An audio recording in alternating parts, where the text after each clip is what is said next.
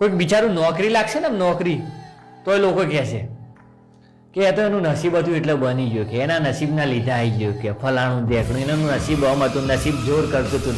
એટલે આ કશું વાયરો ના આવે એવું. એને બાપડે મજૂરી કરીએ તો કોઈ જોતું જ નહીં. મજૂરી તો કોઈને કહેવું જ નહીં કે એને મહેનત કરી આમ કે તેમ કે ફલાણું કે ઢીકણું, તો કે એનું નસીબ સારું હતું એટલે આવી ગયો.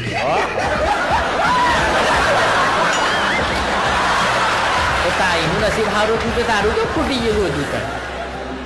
કશું નસીબ વસીબ કશું ના હોય. આ તો સાહેબ આપણે બધા નસીબના દોષ નોખીએ છીએ. આ એકબીજા ઉપર દોષ નોખવાની વાત છે બધી ટોટલી. અને આ દોષ નોખવાની વાત ને ટૂંકમાં ને કહેવાય ડફોડ બનાવવાની વાત. કેવી ડફોડ બનાવવાની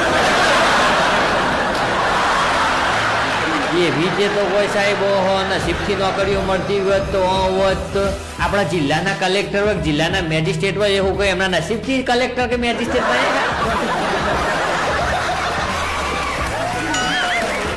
તમે કોઈ આઈપીએસ કે પીએસઆઈ હોય એને જઈને કહેજો ખાલી, એક વખત કહેજો જઈને ખાલી કે સાહેબ તમે તો તમારા નસીબથી બની જાઓ, બાકી તમે ના બનો.